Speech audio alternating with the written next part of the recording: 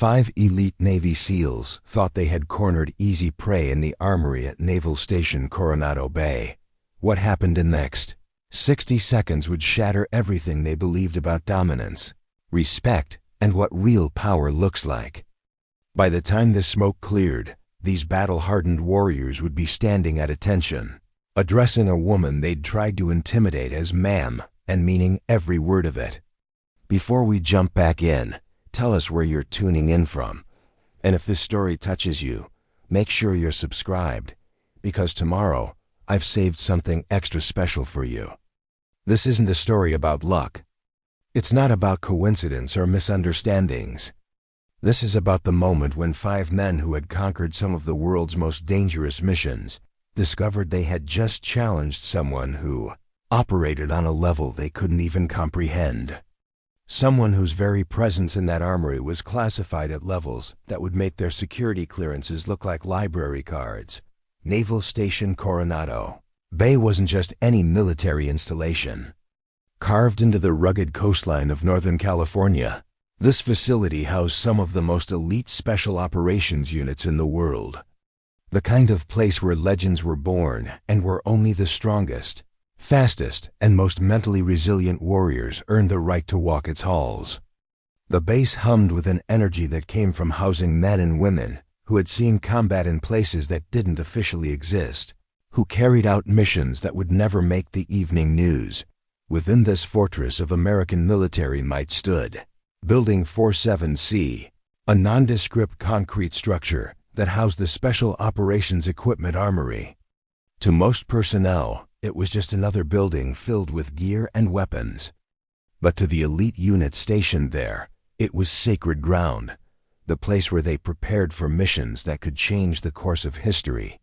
On this particular Tuesday evening, as the California sun painted the Pacific in shades of copper and gold, the armory was supposed to be empty. Most personnel had finished their equipment checks hours earlier. The massive steel doors should have been locked, the fluorescent lights dimmed, the rows of tactical gear standing silent like soldiers at rest. But they weren't alone. She had entered through the north entrance using a keycard that shouldn't have existed, moving through the shadows between equipment racks with the kind of fluid silence that comes from years of training in places where a single footstep could mean the difference between mission success and catastrophic failure. Average height, lean build, wearing standard issue BDUs with no visible rank insignia, no name tape, no unit patches. To a casual observer, she might have been a maintenance worker, a logistics coordinator, or perhaps a civilian contractor doing routine inventory. That assumption would prove to be a catastrophic mistake. The 5 SEALs had been using the armory for an unofficial equipment check, preparing for a training exercise scheduled for the following week. These weren't rookies fresh out of BUD/AS training. Each man represented years of brutal selection processes, countless hours of training that pushed human limits, and real-world experience in theaters of operation where failure meant death. Lieutenant Commander Ryan Bulldog Harrison led the group, a mountain of a man at 6 feet 3 inches and 220 pounds of pure muscle, with 12 years of special operations experience under his belt. He'd earned his nickname during his first deployment when he literally wouldn't let go of an enemy position until the mission was complete, regardless of the incoming fire. His chest displayed ribbons that told stories of valor in places like Afghanistan, Iraq, and locations that remained classified. Senior Chief Petty Officer Jake "Reaper" Morrison stood to his right, the team's sniper and reconnaissance specialist. Lean and wiry at 5 feet 11, Morrison could put 3 rounds through a quarter at 800 meters and had the patience to lie motionless in hostile territory for days waiting for the perfect shot. His calm demeanor masked a predatory focus that had eliminated high-value targets across 3 continents. Petty Officer First Class Tommy "Havoc" Kowalski brought up the rear, the team's explosives expert and heavy weapons specialist. Built like a linebacker with arms that could bench press his own considerable weight, Kowalski could disarm a bomb as easily as he could create one. His laugh was infectious, But his skill with destructive devices was legendary throughout the special operations community. Petty Officer Second Class Alex Ghost Ramirez earned his call sign through his ability to appear and disappear from situations without being detected. At 5'9" with a runner's build, he was the team's infiltration specialist, capable of bypassing security systems that others couldn't even detect. His record for undetected entries into hostile territory was unmatched in his unit. Finally, Petty Officer Second Class Brett Iron Sullivan rounded out the group as their communications and technical specialist. Despite being the youngest at 24, Sullivan had already proven himself in combat situations where his ability to maintain communications under fire had saved numerous lives. His technical expertise with classified systems made him invaluable to high-stakes operations. These 5 men had trained together, fought together, and bled together. They moved as a unit, thought as a unit, and had developed the kind of unshakable confidence that comes from repeatedly succeeding in situations where others had failed.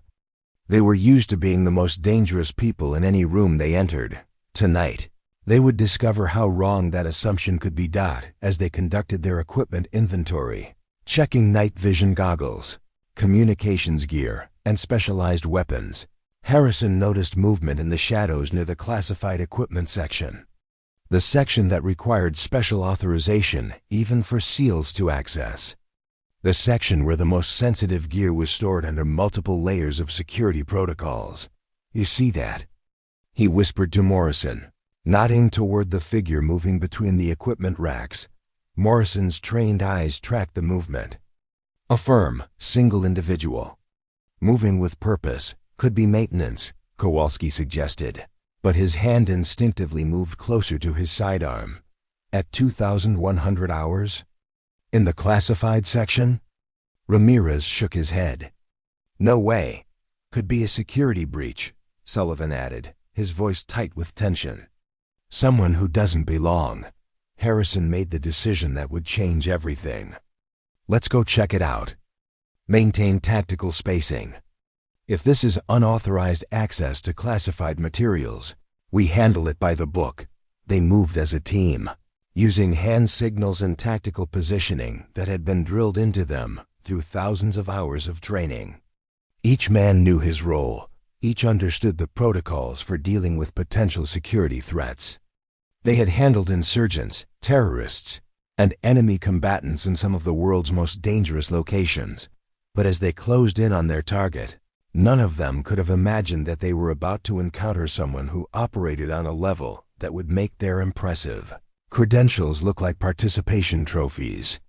Someone whose presence in that armory was authorized by agencies they'd never heard of, for missions that existed in the shadowy spaces between official policy and necessary action.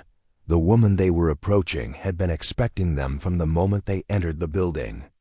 She had tracked their movements, assessed their tactical approach, and identified each man by name using resources that went far beyond anything available to conventional special operations units.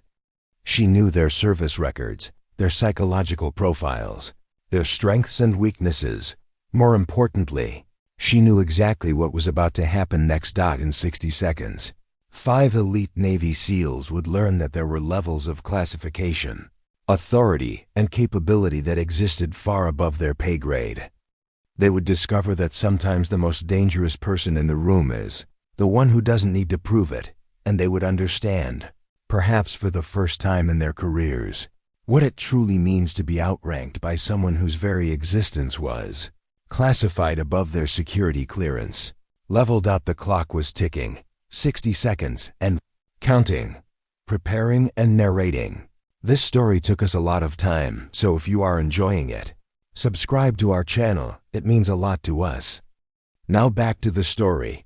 She had arrived at Naval Station Coronado Bay 3 days earlier on a routine supply transport, but nothing about her arrival was routine. The manifest listed her as L. Thorne, Technical Specialist, but the paperwork carried classification codes that made even the base commander's aide pause before processing her clearance. Her orders came through, channels that bypassed normal command structures entirely. No unit assignment, no reporting officer, no quarters assignment in the standard barracks. Instead, she was issued a single occupancy room in the VIP quarters, typically reserved for visiting admirals and Pentagon officials. The duty officer who processed her arrival noted that her security clearance level was redacted with black bars so thick they obscured everything except her name. Leela Thorne looked unremarkable walking across the base. 5 feet 7 inches tall, with an athletic but not imposing build, she moved with an economy of motion that suggested someone comfortable in her own skin but not seeking attention. Her brown hair was pulled back in a regulation bun, and her BDUs were standard issue, clean pressed, but showing the kind of honest wear that came from actual use rather than garrison duty. What set her apart wasn't her appearance, but her eyes. They moved constantly but subtly, taking in details that others missed. The positioning of security cameras, the timing of guard rotations, the locations of emergency exits. She cataloged information with the systematic thoroughness of someone trained to survive in environments where situational awareness meant the difference between completing a mission and becoming a casualty statistic. The few personnel who interacted with her during her first days on base found her polite but distant. She ate meals alone in the officers' mess, reading technical manuals that bore classification stamps they couldn't quite make out from a distance. When spoken to, she responded with courtesy but provided no information beyond what was specifically asked. Her voice carried no particular accent, though those with trained ears might have detected traces of multiple languages in her pronunciation, the linguistic fingerprints of someone who had spent significant time in diverse international environments. Her access credentials were extraordinary. The magnetic stripe on her ID card opened doors that most personnel didn't even know existed. She could enter secure communications facilities, classified research areas, and storage rooms containing equipment that officially didn't exist. The base security system logged her movements, but those logs were immediately encrypted and forwarded to servers located in facilities that weren't marked on any organizational chart. Staff Sergeant Patricia Walsh, who worked in base administration, had tried to process Thorne's temporary duty assignment through normal channels. The computer system had rejected every attempt, displaying error messages that Walsh had never encountered in 15 years of military service. When she called the help desk, she was transferred 3 times before reaching a technician who simply told her to leave it alone and hung up. Master Chief Rodriguez, who oversaw security for the Special Operations Compound, had noticed Thorne's unusual access patterns. She appeared on base at irregular hours, often accessing facilities during off-peak times when normal personnel weren't present. When he requested clarification about her authorization level, he received a terse response from the base commander's office. Technical Specialist Thorne's activities are authorized at the highest levels. No further inquiries required. What none of them knew was that Leela Thorne had been conducting her own assessment of the base's security protocols, personnel readiness, and operational capabilities. Her presence at Coronado Bay wasn't temporary duty or a routine technical consultation. She was there as part of a classified evaluation program that tested the military's most elite units against threats they never saw coming. Her background remained invisible to anyone without need-to-know access, but the breadth of her knowledge suggested experience far beyond conventional military training. She spoke fluent Mandarin, Arabic, Russian, and Farsi. Her technical expertise spanned advanced electronics, weapons systems, and communication protocols that were still classified as experimental. Most tellingly, she moved through the base with the confidence of someone who had operated in environments where the enemy knew she was coming and still couldn't stop her. The Armory visit that would change everything wasn't scheduled or authorized through normal channels. Thorne had used her extraordinary access credentials to enter Building 47C during what should have been an off-limits period. Her mission was to conduct a security assessment of the facility's most sensitive equipment, storage areas, a test that the base's elite personnel didn't know they were about to take. She had been in the Armory for 37 minutes when the 5 SEALs entered, using the time to examine classified equipment that even special operations personnel rarely saw. Night vision systems that operated in spectrum ranges beyond conventional technology, communication devices that could penetrate electronic jamming that would cripple standard military radio equipment, and weapons platforms that incorporated targeting systems so advanced they bordered on science fiction. Her presence in that section wasn't unauthorized. It was specifically mandated by agencies whose acronyms appeared only in documents with classification levels that required presidential authorization to access.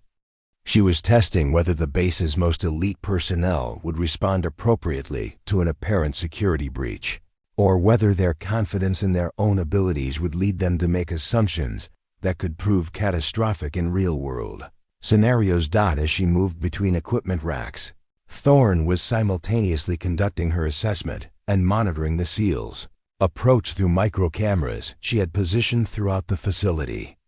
She watched them coordinate their movement, noted their tactical spacing, and evaluated their decision-making process. These were indeed elite warriors, but they were operating under assumptions about threats, authority, and operational security that she was specifically there to test.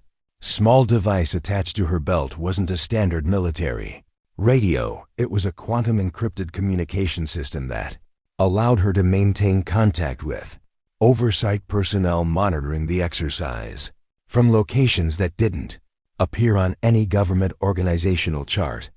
Her mission parameters were specific: assess the response of elite personnel to apparent security threats, evaluate their judgment under pressure, and determine whether their operational confidence had created blind spots that could be exploited by actual adversaries. What made this assessment particularly valuable was that the SEALs had no idea they were being tested. Their responses would be genuine, unfiltered by the knowledge that their actions were being evaluated. This was as close to real-world conditions as possible without actual enemy contact. As Lieutenant Commander Harrison made the decision to investigate what they perceived as a security breach, Thorne received confirmation through her encrypted communication device that the test phase was officially beginning. She had 60 seconds to evaluate how 5 of America's most elite warriors would respond to a situation that challenged their assumptions about authority, security, and their own capabilities. The woman they were approaching had trained with units whose existence was denied by official spokespeople, had operated in countries where American military presence was publicly disavowed, and had successfully completed missions that would remain classified long after everyone involved had retired from service. She carried identification that would trigger immediate stand-down orders from anyone with sufficient security clearance to understand what they were seeing, but the SEALs approaching her position didn't have that clearance level.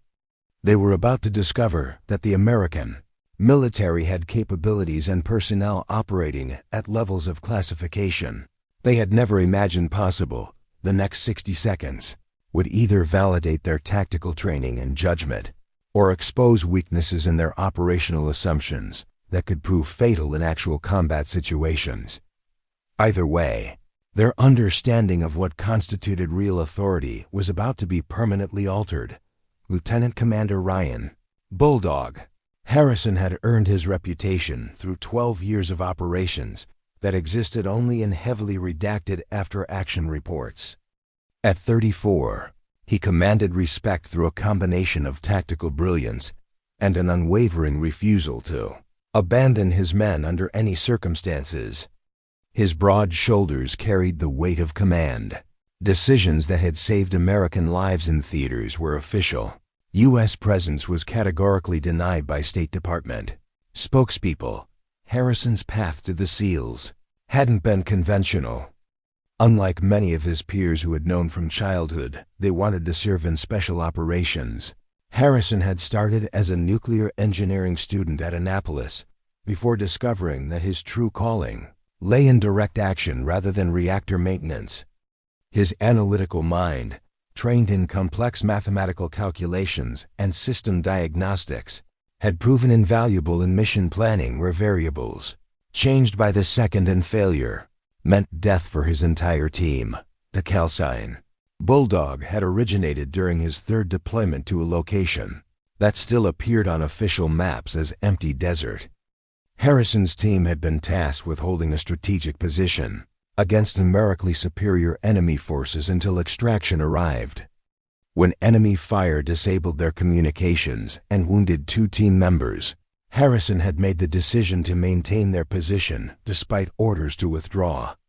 For 18 hours, he had coordinated defensive actions while treating wounded teammates and calling in air support using improvised communication methods. The position held, the mission succeeded, and Harrison earned both his nickname and a reputation for stubborn determination that bordered on legendary within the special operations community. His leadership style reflected the same relentless focus. Harrison demanded excellence from his men, but he demanded it first from himself.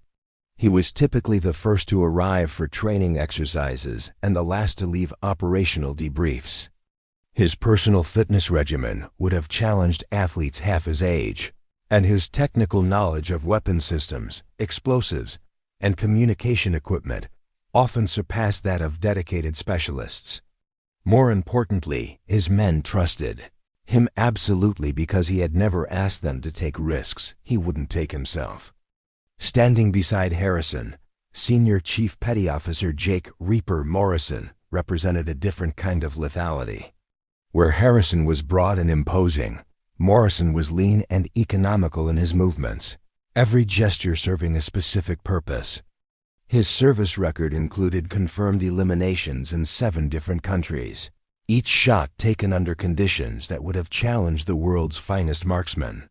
Morrison could remain motionless for hours in hostile territory, breathing controlled, heartbeat steady, waiting for the perfect moment to complete his mission. Morrison's background in mathematics and physics had made him the team's unofficial expert on ballistics and trajectory calculation. He could account for wind speed, humidity, target movement, and atmospheric pressure while making split-second decisions that determined mission success or failure. His rifle was custom-built to his specifications, incorporating modifications that enhanced accuracy while maintaining reliability under extreme environmental conditions. More than once, Morrison's precision shooting had eliminated threats that conventional forces couldn't even detect. The Reaper calcine had emerged during a counter-terrorism operation where Morrison had eliminated 7 hostile targets in sequence. His leadership style reflected the same relentless focus. Harrison demanded excellence from his men, but he demanded it first from himself. He was typically the first to arrive for training exercises and the last to leave operational debriefs. His personal fitness regimen would have challenged athletes half his age, and his technical knowledge of weapon systems, explosives, and communication equipment often surpassed that of dedicated specialists. More importantly, his men trusted him absolutely because he had never asked them to take risks he wouldn't take himself. Standing beside Harrison, Senior Chief Petty Officer Jake "Reaper" Morrison represented a different kind of lethality. Where Harrison was broad and imposing, Morrison was lean and economical in his movements, every gesture serving a specific purpose. His service record included confirmed eliminations in 7 different countries, each shot taken under conditions that would have challenged the world's finest marksmen.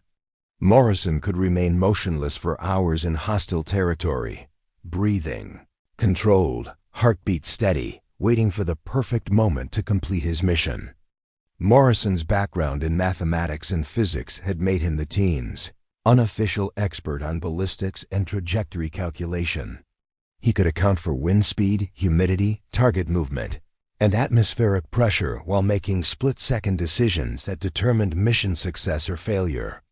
His rifle was custom-built to his specifications, incorporating modifications that enhanced accuracy while maintaining reliability under extreme environmental conditions.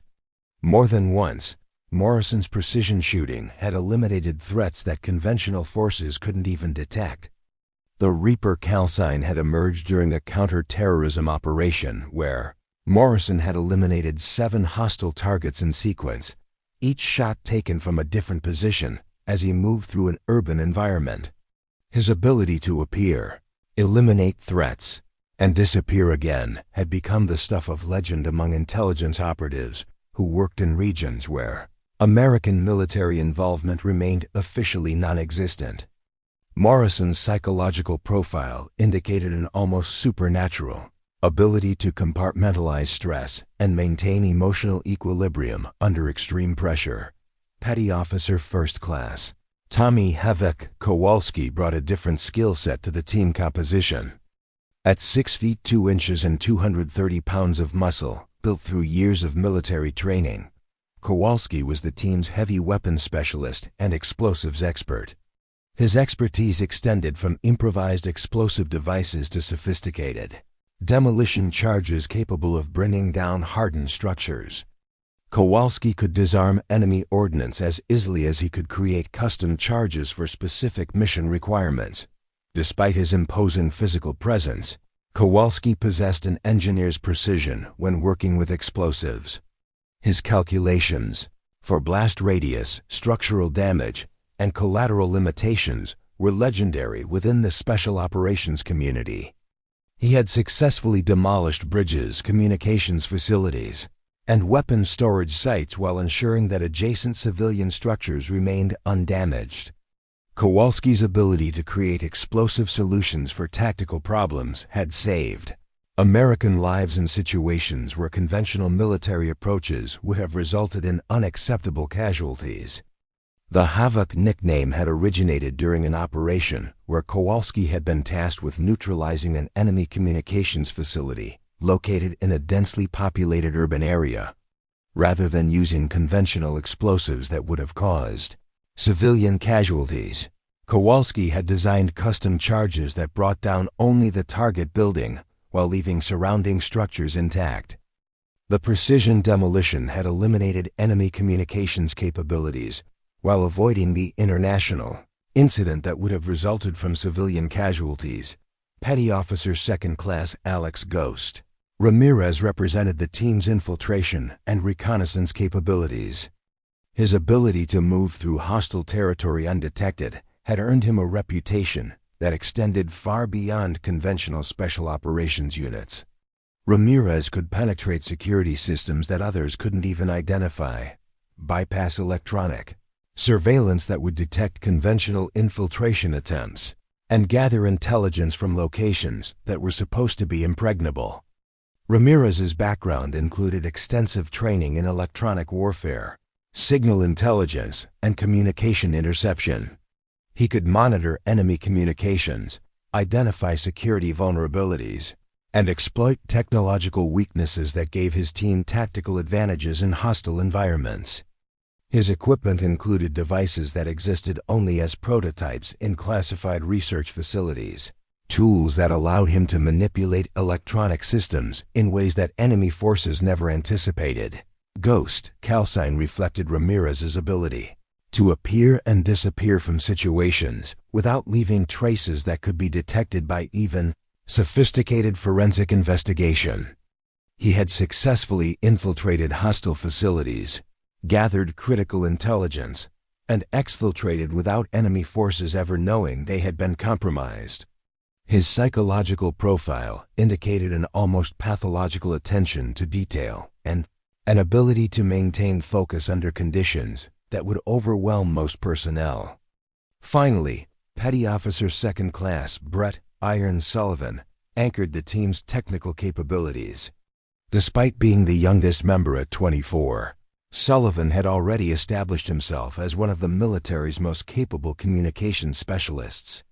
His expertise extended beyond conventional radio equipment to include satellite communications, encrypted data transmission, and electronic warfare systems that remained classified above most personnel's security clearance levels. Sullivan's technical knowledge had proved invaluable in operations where communication with command elements meant the difference between mission success and catastrophic failure.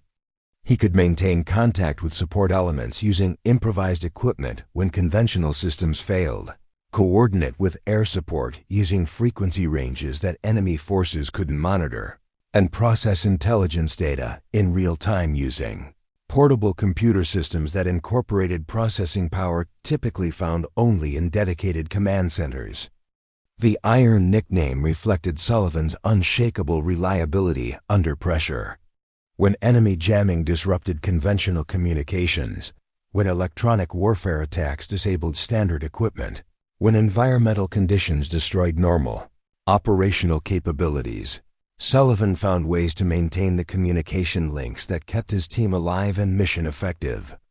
His ability to jury-rig solutions using available materials had saved American lives in situations where loss of communication would have meant abandonment in hostile territory. Together, these 5 men represented the pinnacle of American special operations capability. They had trained together for 3 years, deploying to locations that didn't appear on official maps and completing missions that remained classified long after their official conclusion. Their tactical coordination had been refined through countless hours of training and real-world operations, where mistakes meant death for the entire team.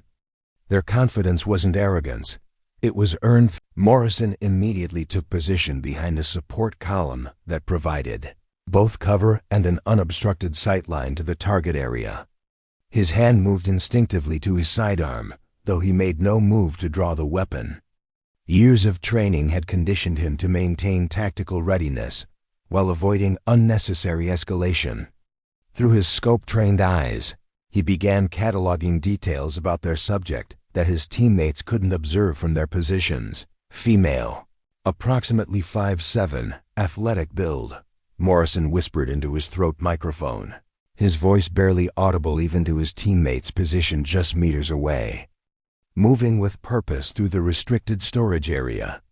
No visible weapons, but her positioning suggests tactical awareness. Kowalski positioned himself to control the corridor's main exit route, his massive frame blocking any attempt at retreat through the primary access point. His experience with facility security had taught him that unknown personnel in restricted areas typically attempted to flee when confronted. By controlling the exit, he ensured that any confrontation would occur on their terms. In an environment where they held every tactical advantage, Ramirez melted into the shadows near the secondary equipment racks, his position allowing him to monitor both the target and potential alternate escape routes. His electronic warfare training had taught him to think like an infiltrator, to anticipate the moves that someone with hostile intentions might attempt when their presence was discovered. From his concealed position, he could observe without being detected, gathering intelligence that would prove crucial if this situation escalated beyond simple questioning. Sullivan remained near the main communications panel, his position serving dual purposes. He could monitor base security frequencies for any alerts related to unauthorized access, while simultaneously maintaining overwatch of the entrance in case additional personnel were involved. His technical expertise made him the natural choice for coordinating with base security if this situation required official intervention.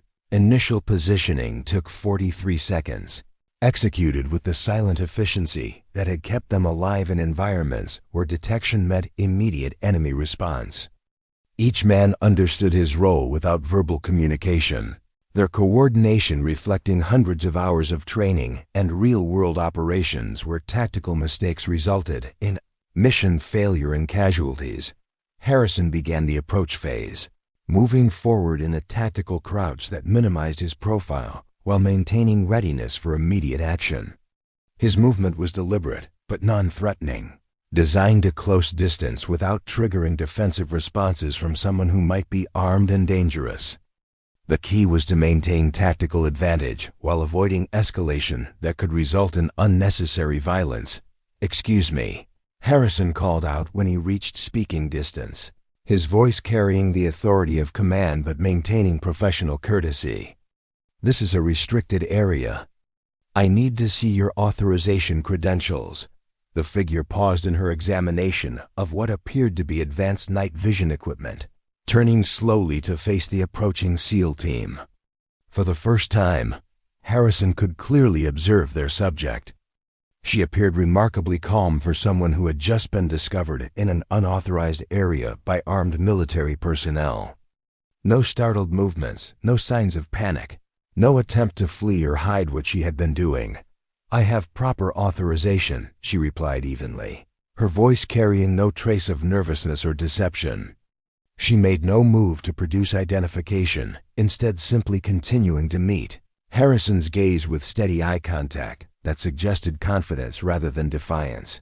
Morrison shifted his position slightly, maintaining his sightline while moving to a location that would provide better tactical coverage if the situation deteriorated.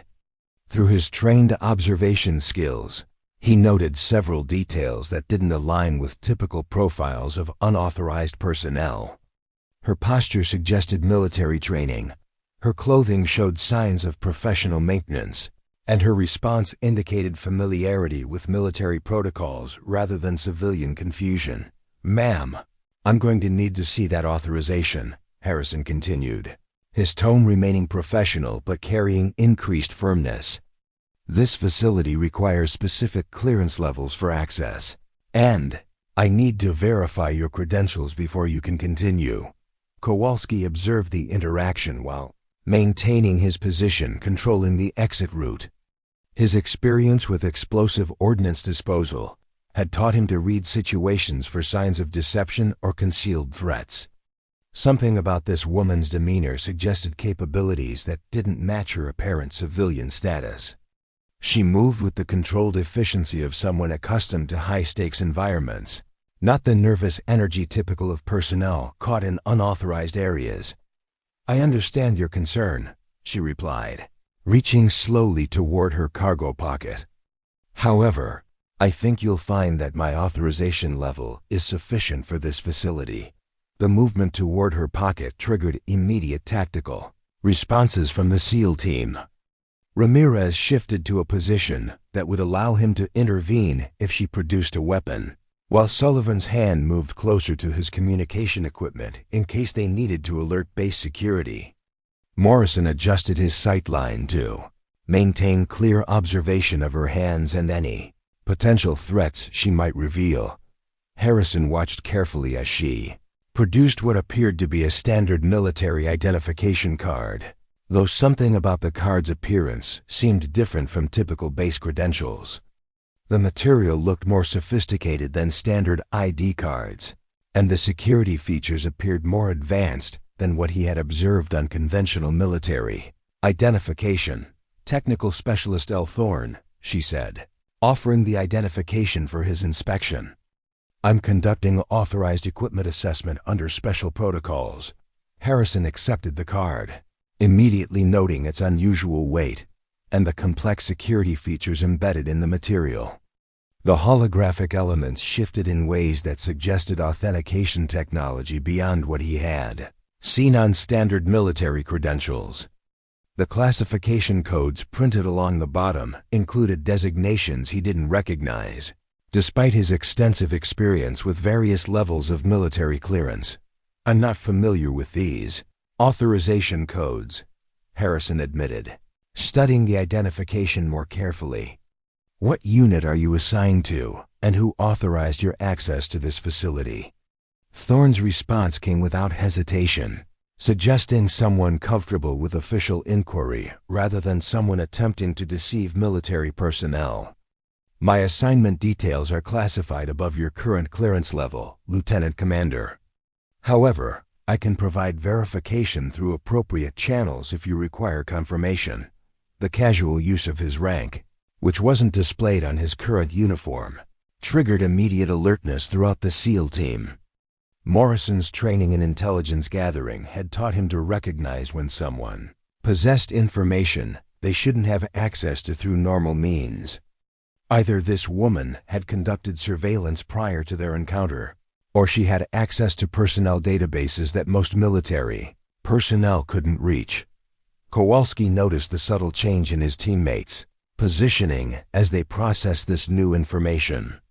Her knowledge of Harrison's rank suggested either extensive preparation or access to classified personnel files.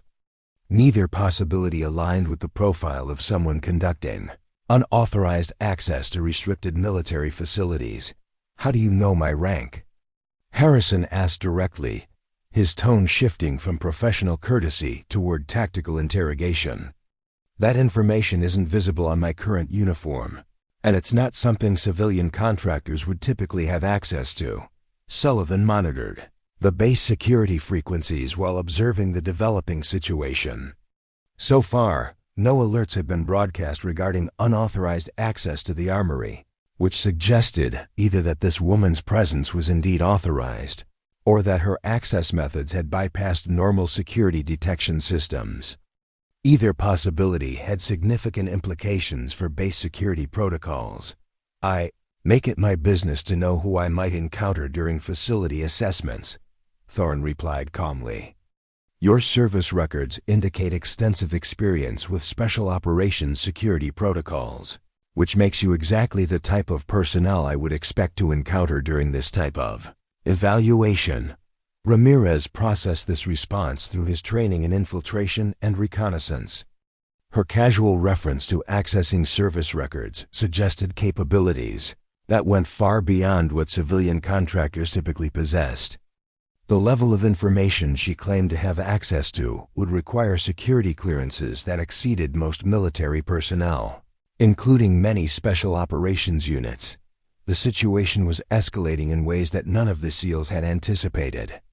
What had begun as a routine investigation of potential unauthorized access was revealing complexities that challenged their understanding of normal security protocols.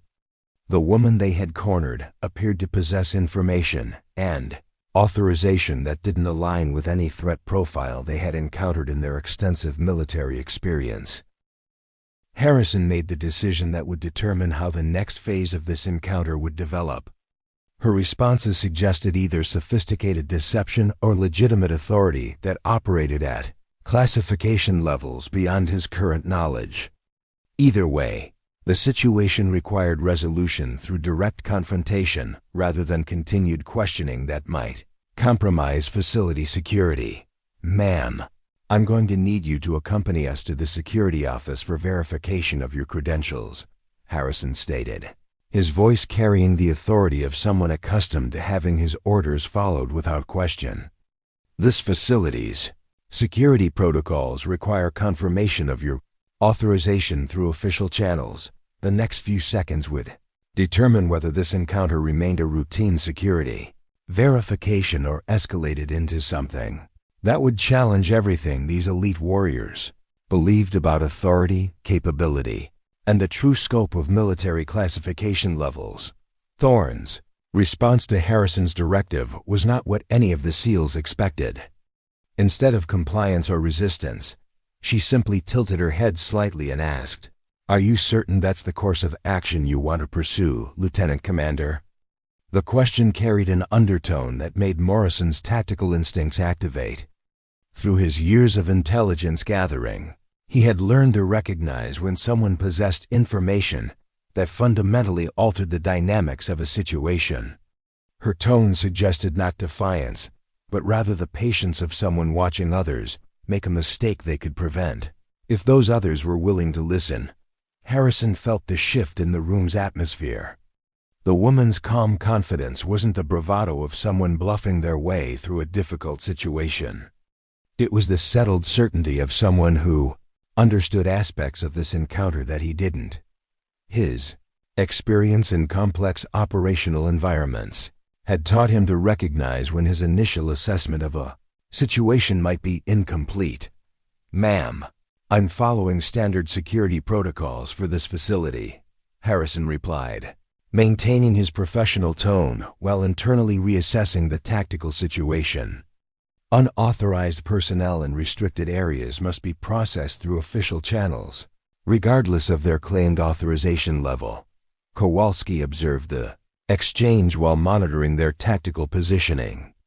Something about this woman's demeanor reminded him of the explosive ordnance disposal instructors who had trained him years earlier. They possessed the same calm certainty when dealing with dangerous situations, the same willingness to let others learn from their mistakes, rather than immediately correcting their assumptions. "I understand your adherence to protocol," Thorne acknowledged, reaching into her other cargo pocket with deliberate slowness that allowed each SEAL to track her movement. "However, I think you should examine these documents before deciding how to proceed." She produced a sealed envelope, marked with classification stamps that made Harrison's security clearance look elementary. The official seals included agency identifiers he had heard whispered about in classified briefings, but had never seen on actual documentation. The paper itself felt different from standard government documentation, heavier and more sophisticated than typical military correspondence. Sullivan's communication equipment suddenly activated with an encrypted transmission that bypassed normal base security frequencies. The signal strength and encoding complexity indicated transmission equipment far more advanced than standard military communication systems. He immediately recognized that someone with extraordinary resources was monitoring this situation in real time. "Harrison, I'm receiving priority traffic on frequencies I didn't know existed," Sullivan reported through his throat microphone, his voice carrying the tension of someone encountering technology beyond his considerable expertise. "Someone with serious resources is watching this situation develop." Ramirez noted the timing of the transmission, which had activated precisely when Thorne produced the classified documents. His infiltration training had taught him to recognize coordinated operations where multiple elements work together to achieve specific objectives. This encounter was beginning to resemble a carefully orchestrated assessment rather than a chance encounter with unauthorized personnel.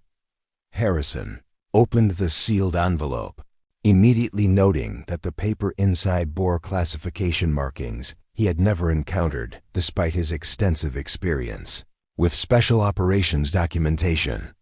The letter had identified agencies that officially didn't exist, and the authorization codes included designations that went beyond anything in his security clearance training. The document was brief but comprehensive. Technical Specialist L. Thorne is conducting authorized assessment of facility security protocols under Special Access Program Nightfall.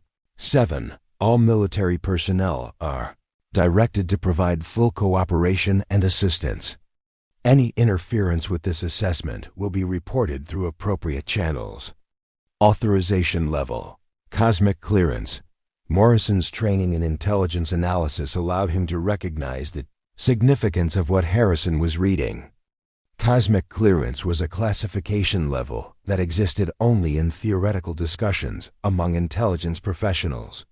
It represented access to information so sensitive that its very existence was denied by official government sources. "Sir," Morrison whispered, his voice carrying the strain of someone whose understanding of military hierarchy was being fundamentally challenged. "If those documents are legitimate, we may have just attempted to detain someone whose authority exceeds our entire command structure." Kowalski processed this information through his experience with classified operations. Special access programs operated under rules that bypassed normal military protocols, often involving personnel whose identities and missions remained hidden from conventional command structures. If this woman represented such a program, their standard security protocols might be completely inadequate for this situation. Harrison studied the documentation more carefully, noting security features that exceeded anything he had encountered in his special operations career. The holographic elements shifted in complex patterns that suggested authentication, technology available only to the most classified government programs. The signature authorities included names he recognized from intelligence briefings as individuals who operated at the highest levels of national security. Decision-making.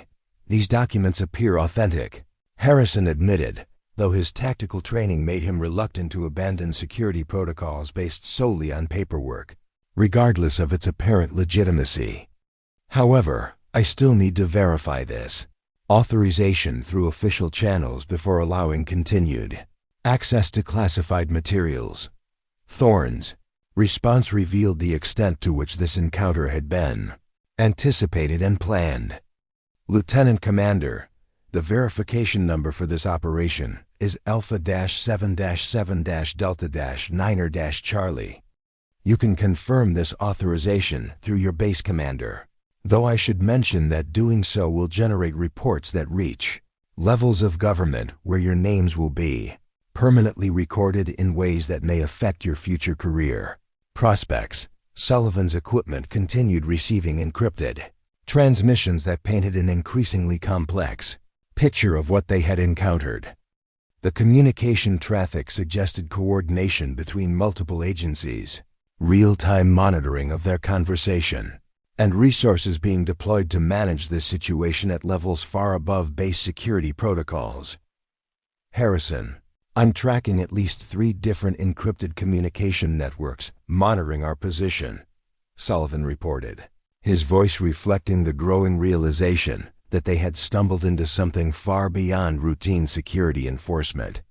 The signal strength suggests satellite relay systems and resources that exceed anything in our operational experience. Ramirez began recognizing patterns in Thorne's behavior that aligned with advanced operational training.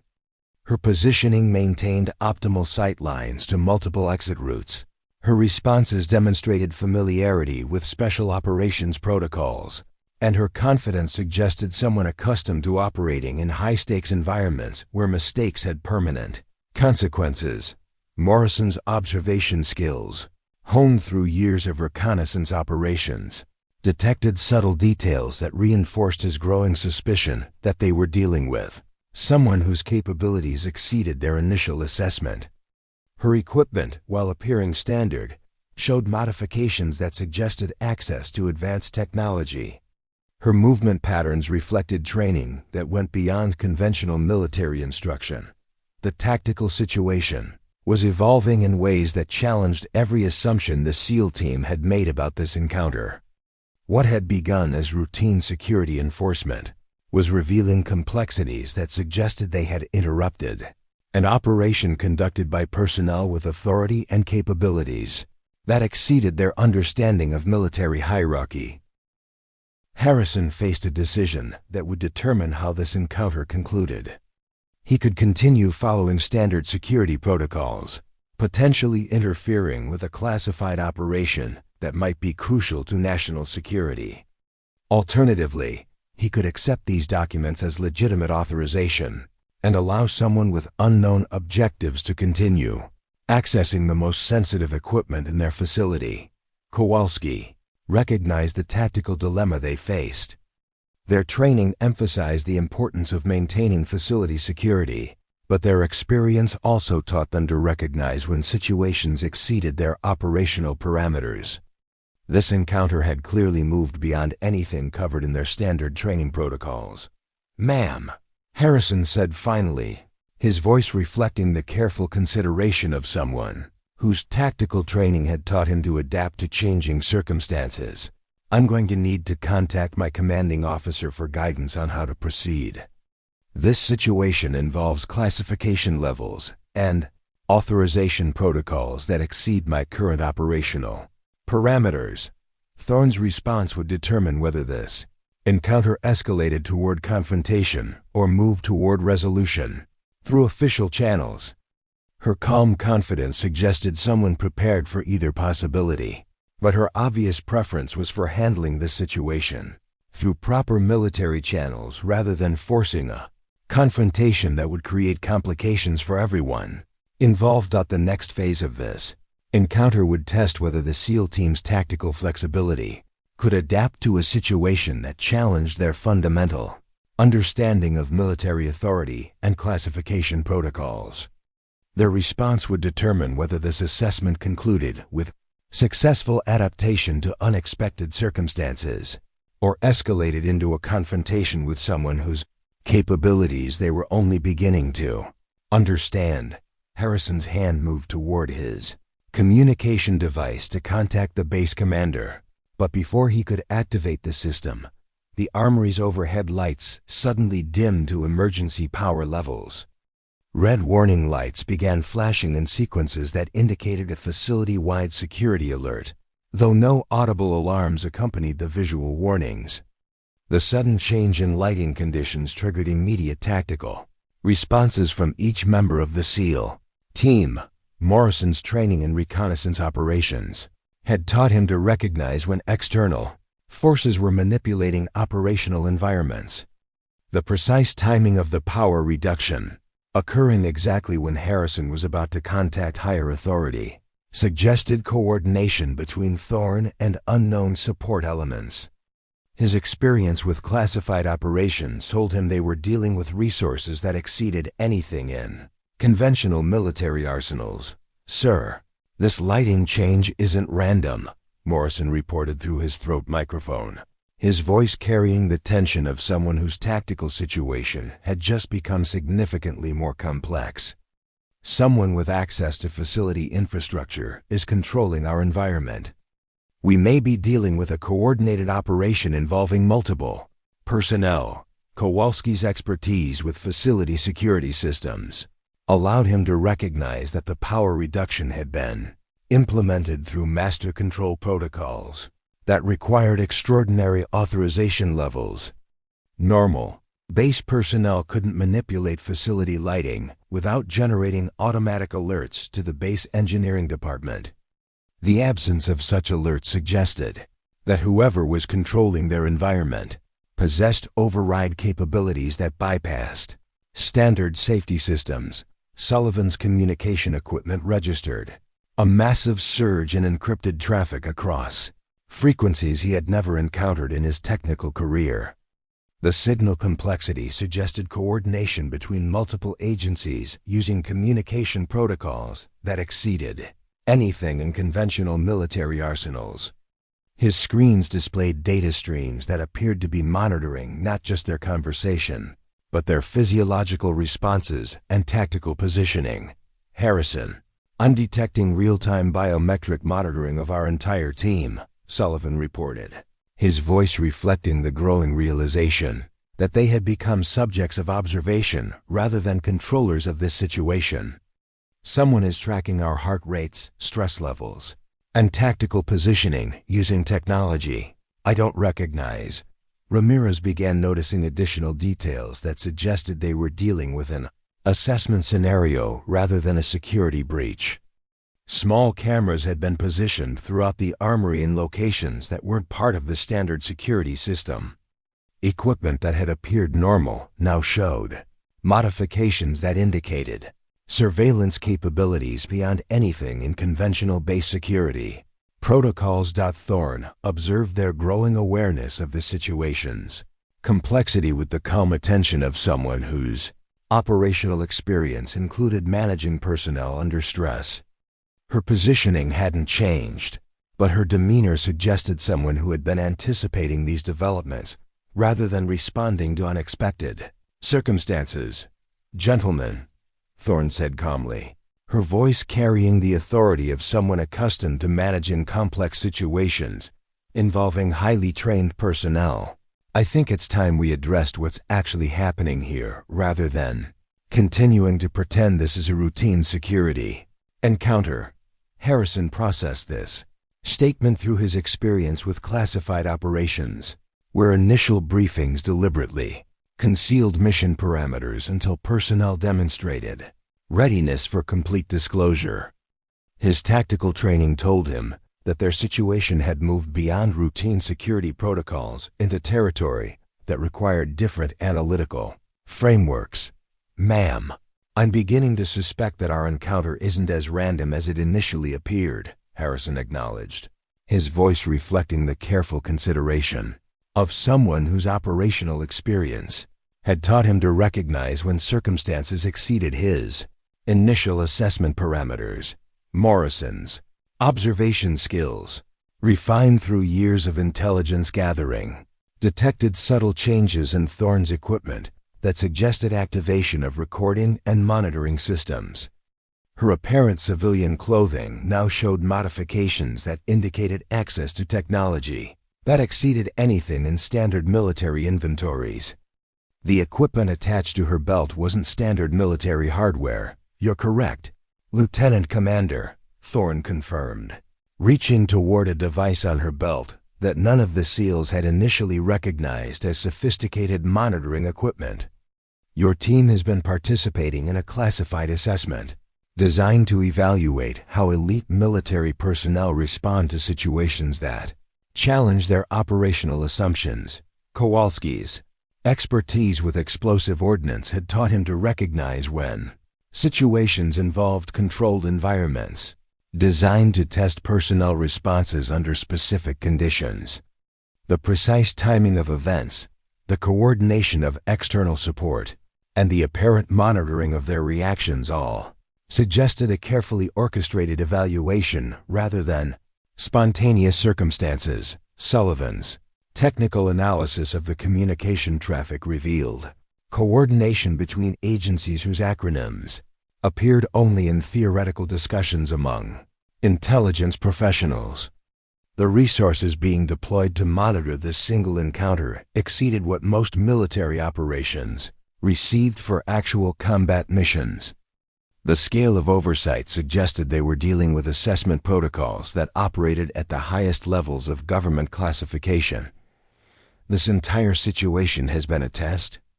Ramirez asked, his infiltration training allowing him to recognize the sophisticated coordination required to manipulate facility systems while monitoring personnel responses in real time. "We've been under evaluation since we entered this building."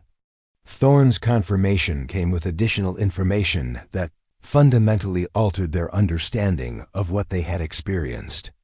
"Your response to apparent security threats, your tactical coordination under pressure, and your adaptability when confronted with situations that exceed your operational parameters have all been evaluated according to classified protocols designed to assess special operations readiness." Harrison felt the weight of implications that extended far beyond routine military assessment. If their actions during this encounter were being evaluated at classification levels that exceeded his security clearance, the results might affect not just their current assignments, but their entire military careers. Special operations personnel operated under constant evaluation, but assessments at cosmic clearance levels suggested stakes that went beyond conventional military considerations. "What specific aspects of our performance are being evaluated?" Harrison asked, his voice reflecting the growing realization that this encounter had implications that extended far beyond routine security training. "And what are the potential consequences of this assessment?" Morrison's intelligence background allowed him to recognize that assessments at this classification level typically involved selection for operations that existed outside conventional military structures. Personnel who participated in cosmic clearance evaluations either advanced to assignments that didn't appear on official organizational charts or found their military careers redirected toward more conventional roles. The moment had arrived when 5 elite warriors would discover whether their tactical skills, judgment, and adaptability qualified them for operations that existed in the shadowy spaces between official government policy and necessary action. Their responses during the next 60 seconds would determine whether they advanced to assignments that would never appear in their official service records, or whether they continued their current roles with no knowledge of what they had almost been selected for. Thorne's final revelation would either confirm their advancement to a level of military service they had never imagined possible, or mark the end of an assessment that would remain classified long after their military careers had concluded. Either way, Their understanding of what constituted the highest levels of military service was about to be permanently altered. The POW2 breaking point had arrived, and their entire future in military service hung in the balance of how they responded to circumstances that had challenged every assumption they held about authority, capability, and the true scope of American military operations. Thorne reached for the sophisticated device on her belt, but instead of activating additional monitoring equipment, she pressed a sequence that caused the Armory's normal lighting to return. The red emergency indicators ceased their flashing patterns, and the facility's environmental systems resumed standard operational status. The sudden return to normal conditions felt almost anticlimactic after the technological demonstration they had just witnessed. "Before I explain what you've actually been participating in," Thorne began, her voice taking on the measured tone of someone conducting a formal briefing, "I need each of you to understand that the information I'm about to share exists at classification levels that will exist at classification levels. Fundamentally alter your understanding of how American military operations actually function." Morrison's experience with intelligence briefings told him they were approaching information that would carry permanent consequences for everyone involved. Classification levels that exceeded cosmic clearance typically involved operations where knowledge of their existence created lifetime obligations to maintain security that went beyond normal military service commitments. "Ma'am, are you saying that learning about this assessment will change our military careers, regardless of whether we're selected for whatever program this represents?" Morrison asked, his voice reflecting the careful consideration of someone who understood that some knowledge couldn't be unlearned. Sullivan's technical monitoring equipment showed that external surveillance of their conversation had intensified rather than decreased. The return to normal facility lighting hadn't reduced the sophisticated monitoring they were receiving. If anything, the communication traffic suggested that this phase of the assessment was considered more critical than their initial tactical response. Thorne nodded in acknowledgement of Morrison's astute question.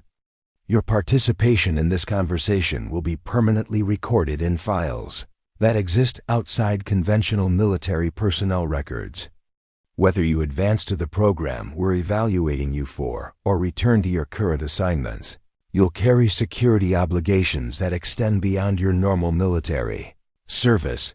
Harrison processed this information through his experience with classified operations where personnel learned about capabilities and missions that remained hidden from conventional military units.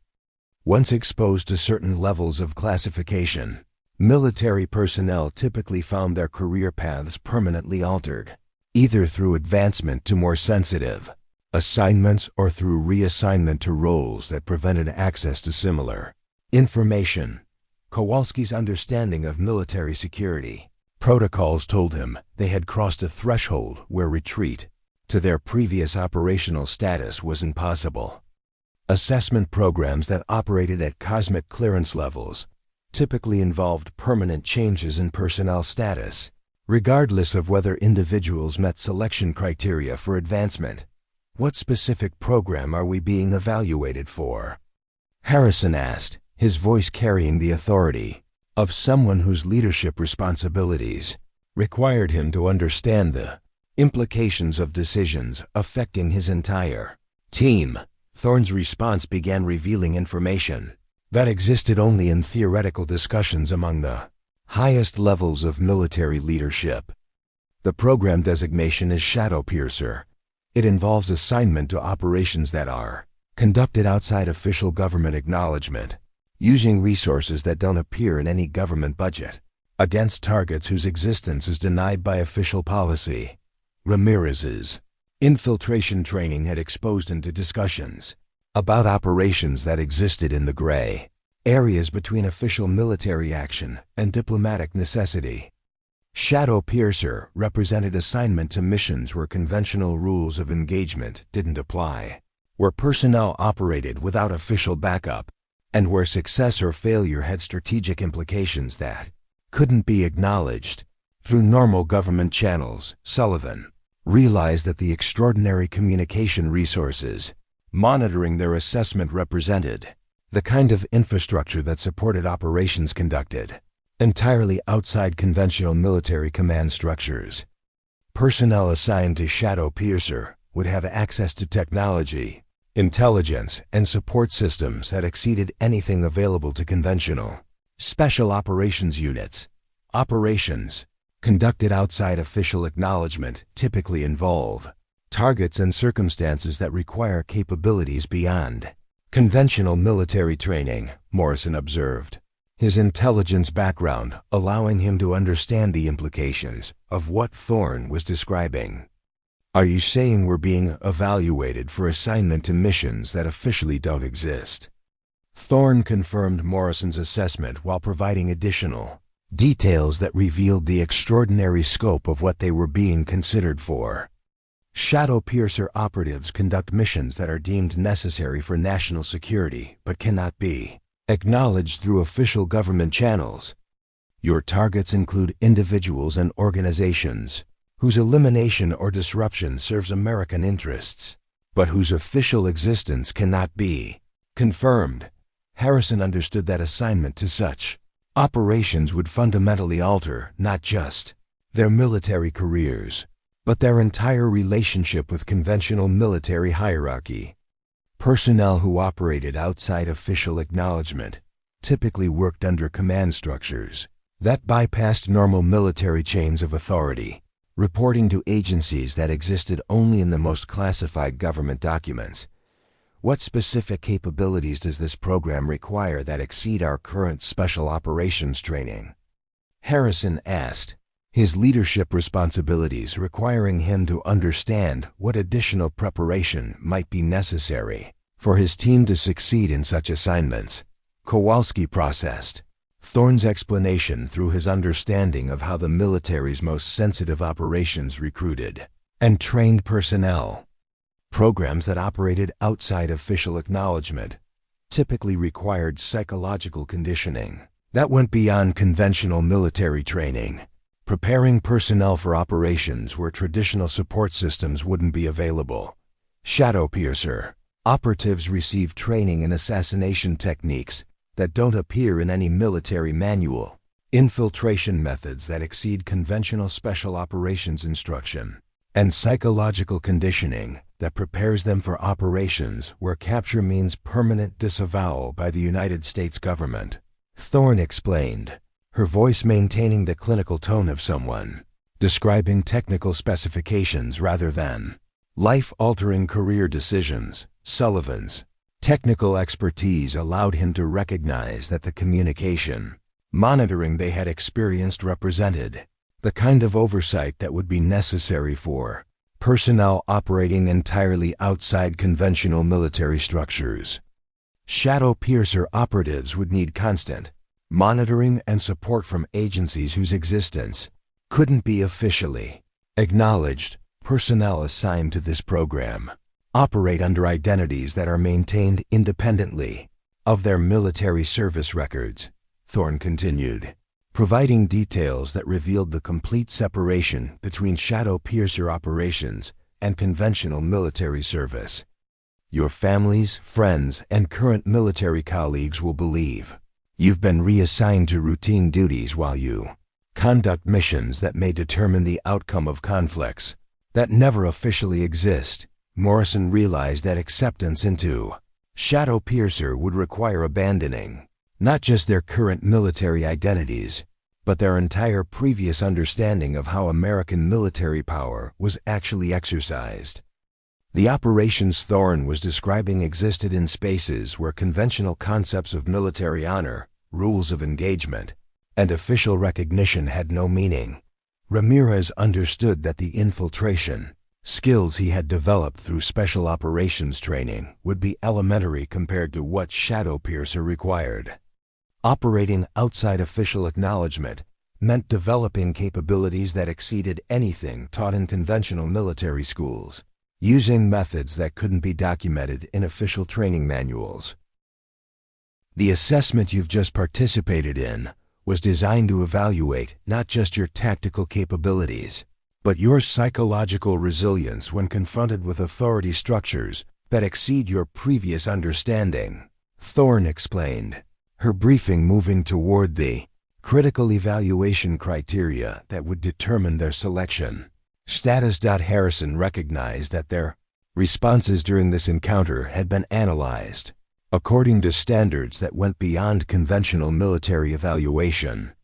Their adaptability when confronted with classification levels they hadn't known existed, their judgment when faced with authority that exceeded their understanding, and their psychological stability when learning about operations that challenged their previous concepts of military service.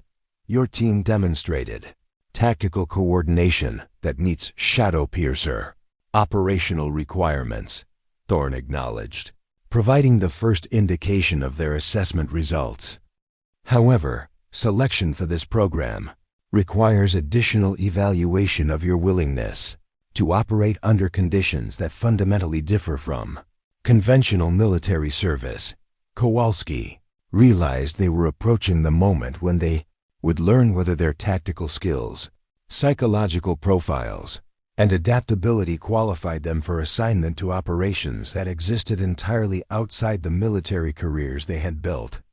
The assessment had evaluated capabilities they didn't know they possessed, according to standards they had never encountered. The next phase of Thorne's briefing would reveal whether 5 elite warriors had demonstrated the extraordinary combination of tactical excellence, psychological resilience, and adaptability required for missions that would never appear in their official service records, conducted against enemies whose existence would never be officially acknowledged.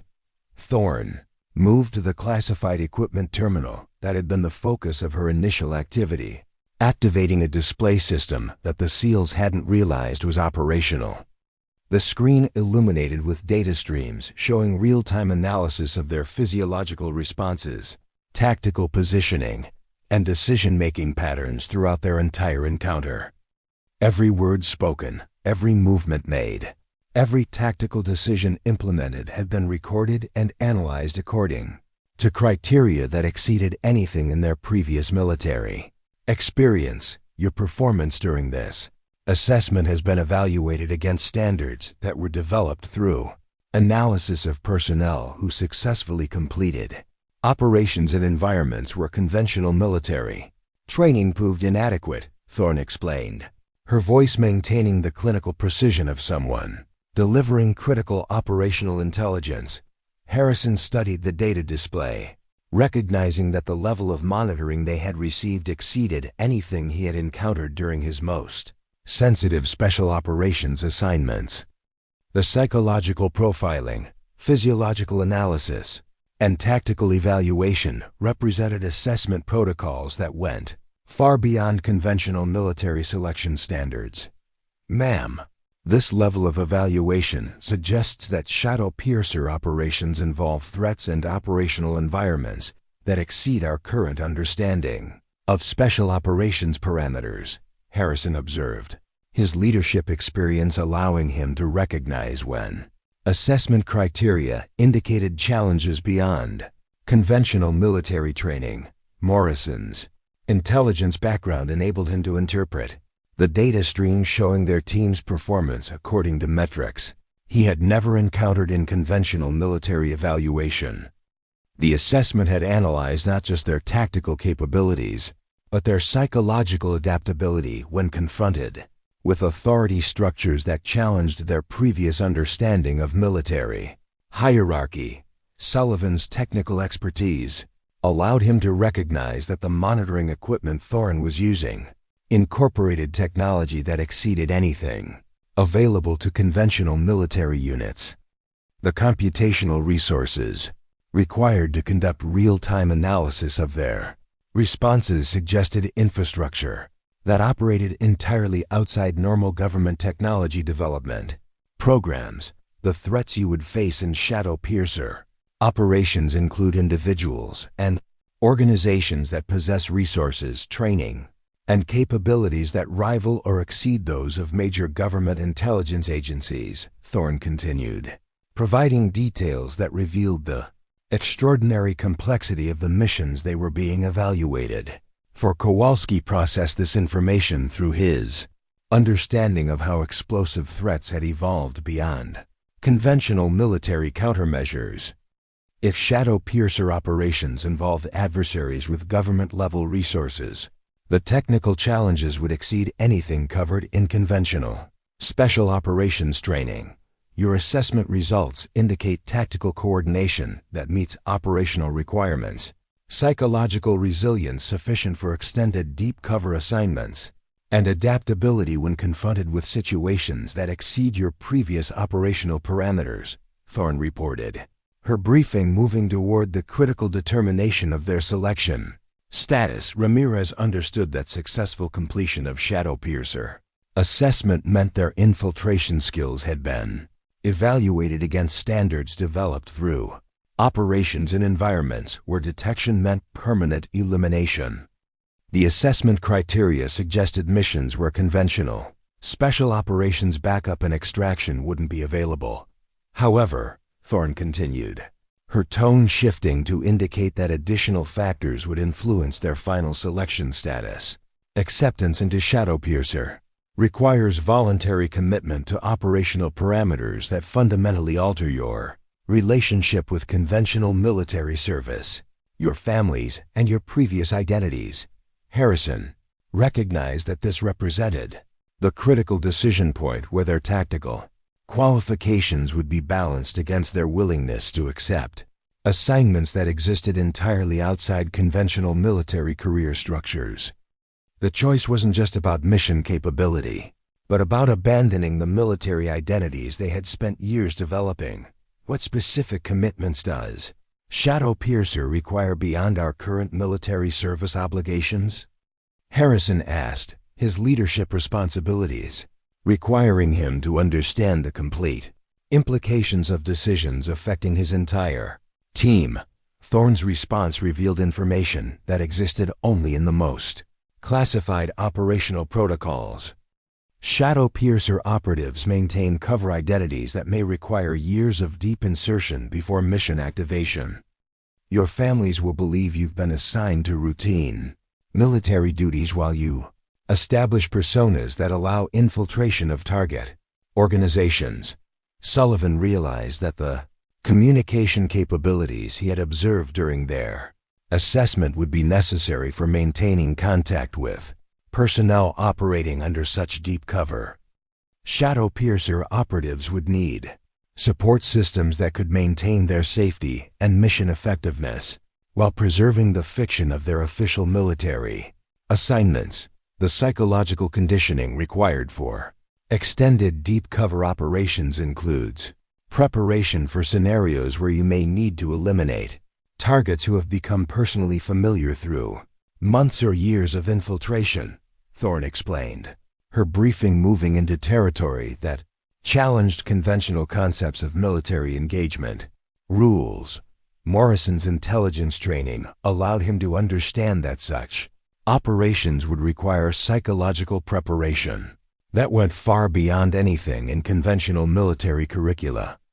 The ability to maintain operational effectiveness while conducting assassination missions against targets who had been cultivated as personal relationships represented challenges that exceeded normal special operations training. Personnel assigned to Shadow Piercer may spend years establishing cover identities before receiving mission activation, Thorne continued, providing details that revealed the extraordinary time commitment required for such assignments.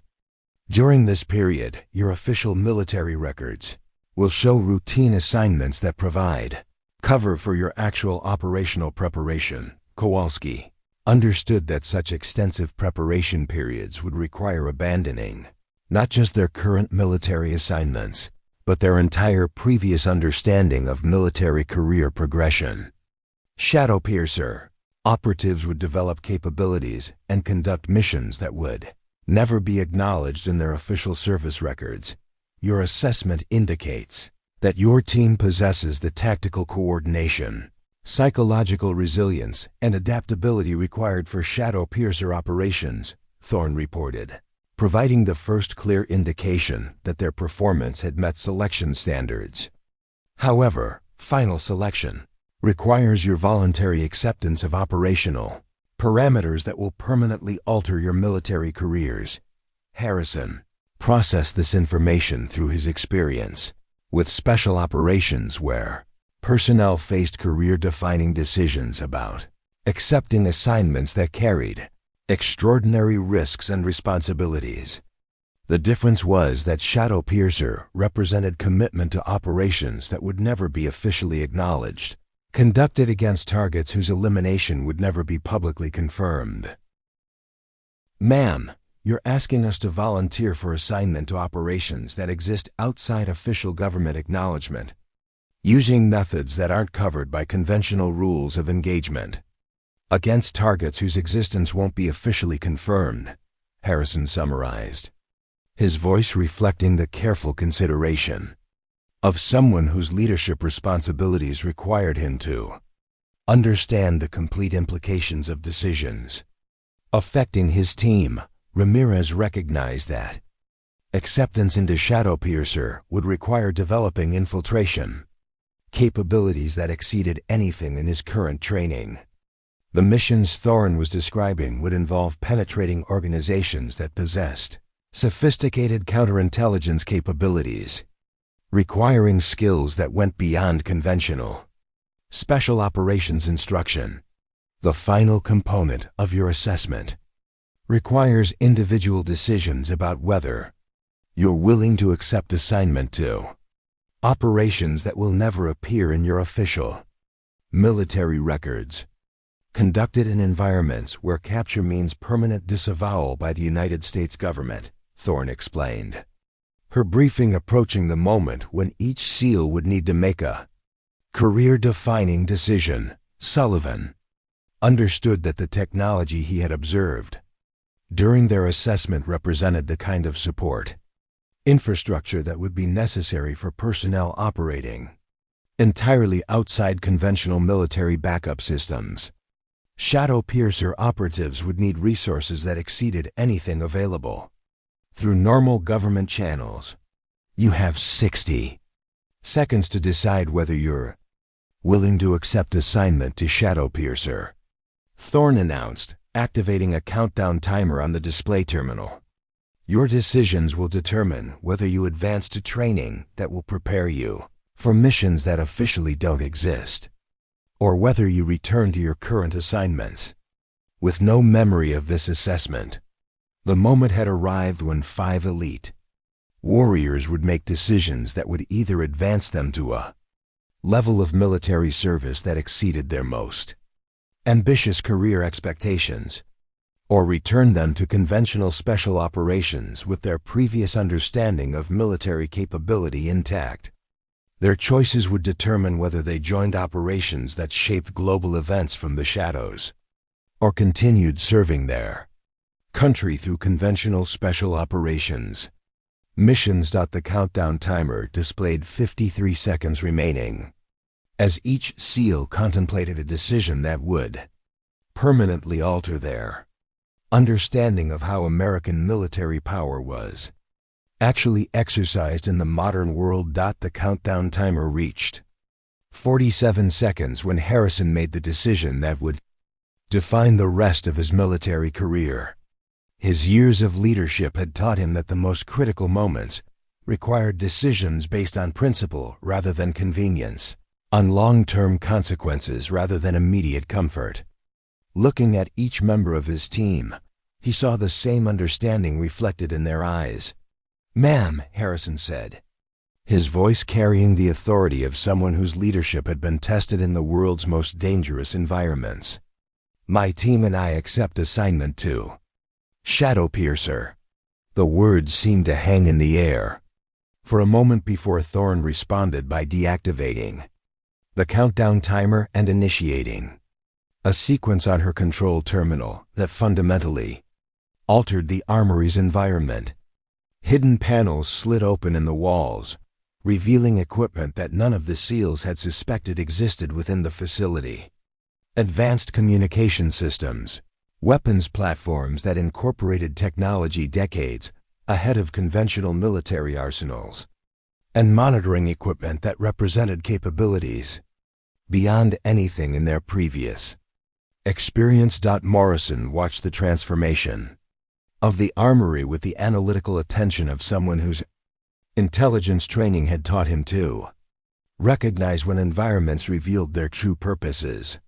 The facility they had believed was a standard weapons storage area was actually a sophisticated assessment and training center designed to evaluate personnel for operations that existed entirely outside conventional military structures.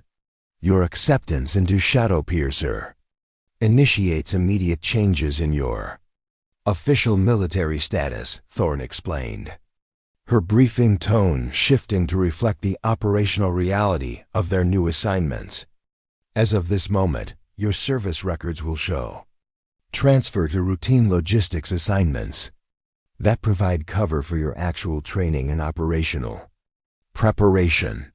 Sullivan's technical expertise allowed him to recognize that the communication equipment being revealed represented capabilities that exceeded anything available to conventional government agencies. The infrastructure required to support Shadowpiercer operations obviously involved resources that were developed and maintained entirely outside normal government technology programs. Kowalski observed the sophisticated equipment storage systems that had been concealed within what appeared to be standard military facilities. His experience with explosive ordnance had taught him to recognize advanced technology, and the weapons platforms being revealed incorporated capabilities that went decades beyond anything in conventional military arsenals. Your families will receive notification that you've been assigned to extended training exercises that require minimal communication. During the preparation phase, Thorne continued, providing details about how their transition to Shadowpiercer would be managed without compromising operational security. This cover story will be maintained throughout your training period and during subsequent operational assignments. Ramirez understood that the infiltration capabilities he would develop through Shadowpiercer training would require abandoning not just his current military identity, but his entire previous understanding of how covert operations actually functioned. The missions he would conduct would involve penetrating organizations that possessed sophisticated counterintelligence capabilities using methods that exceeded conventional special operations training. The training phase for Shadowpiercer operatives requires 18 months of preparation. That covers psychological conditioning, advanced technical skills, and deep cover identity development, Thorne explained, her briefing moving into the operational timeline that would govern their immediate future. During this period, you'll develop capabilities that will allow you to conduct missions in environments where conventional military backup isn't available.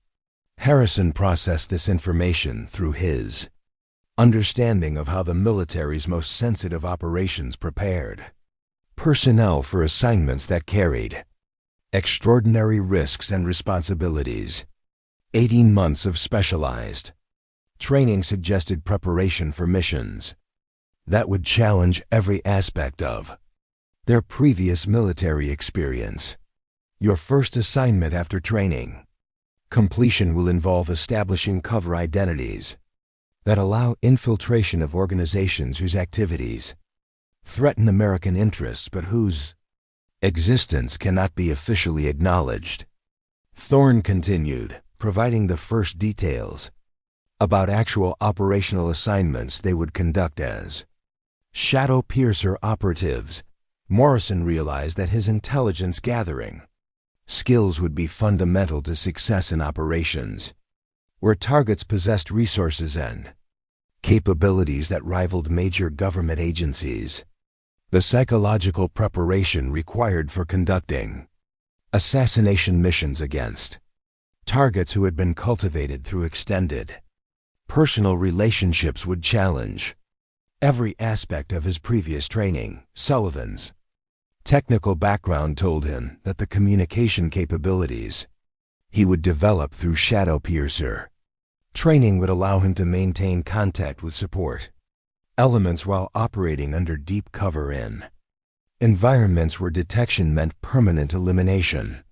The technology available to shadow piercer operatives obviously exceeded anything accessible through conventional military channels.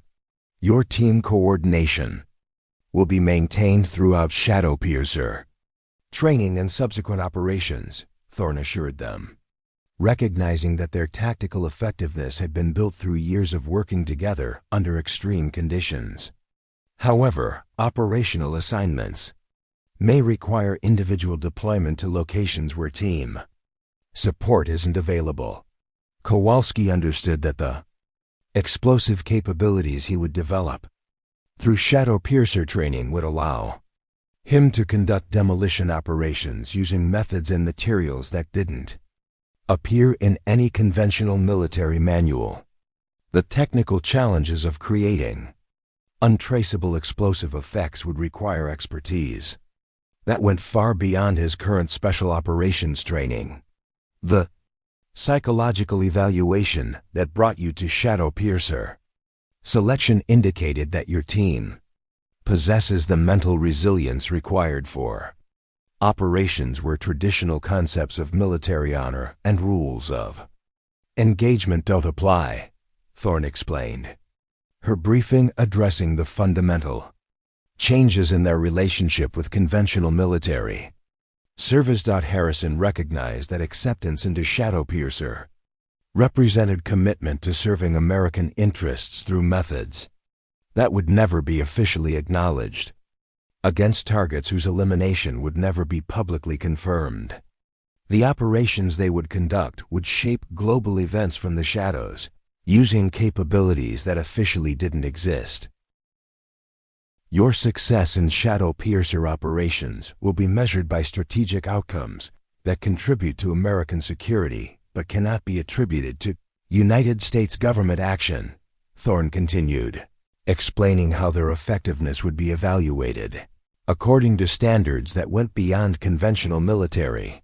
Melrix Ramirez understood that the infiltration missions he would conduct as a shadow piercer operative would require developing personas that could withstand scrutiny from organizations that possessed sophisticated counterintelligence capabilities. The psychological demands of maintaining cover identities while conducting elimination operations would challenge every aspect of his previous training. The transformation you're about to undergo will prepare you for operations that exist in the spaces between official government policy and strategic necessity, Thorne concluded, her briefing summarizing the extraordinary scope of what they had committed to. Your capabilities after shadow piercer training will exceed those of conventional special operations by the same margin that your current skills exceed those of regular military personnel. Morrison processed this information through his understanding of how intelligence operations had evolved beyond conventional government structures. Shadow piercer operatives would conduct missions that shaped international events without leaving traces that could be attributed to American government action. Sullivan realized that the communication networks he would access as a shadow piercer operative would connect him to resources and intelligence that exceeded anything available through conventional military channels. The technological infrastructure supporting their operations would allow them to conduct missions that officially couldn't be acknowledged by government spokespeople. Your training begins immediately, Thorne announced, activating systems that indicated their transition to shadow piercer had officially commenced. Transport to the training facility will depart in 30 minutes. Your previous military careers officially ended the moment you accepted assignment to operations that don't exist. Kowalski understood that his expertise with explosive ordnance would be enhanced through training that prepared him for operations where conventional military backup wouldn't be available. The technical challenges of creating demolition effects that couldn't be traced to American government sources would require capabilities that exceeded anything in his current training. The 5 SEALs who had entered the Armory as conventional special operations personnel were leaving as operatives prepared for missions that would never appear in any government records. Their tactical skills, psychological resilience, and adaptability had qualified them for assignment to operations that shaped global events from the shadows, using methods that officially didn't exist. Their transformation from elite military personnel to shadow piercer operatives represented advancement to a level of service that exceeded their most ambitious career expectations.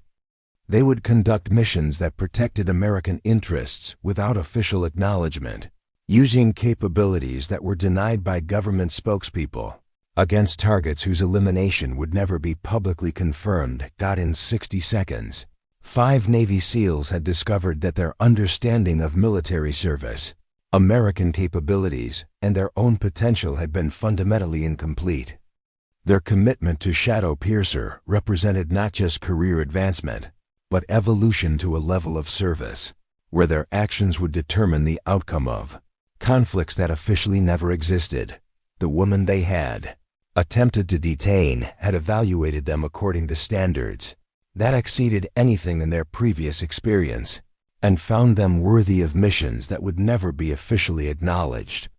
Their respectful address of her as ma'am represented recognition of authority that operated at classification levels they were only beginning to understand. Their journey into the shadows had begun. Up next, you've got 2 more standout stories right on your screen. If this one hit the mark, you won't want to pass these up. Just click and check them out.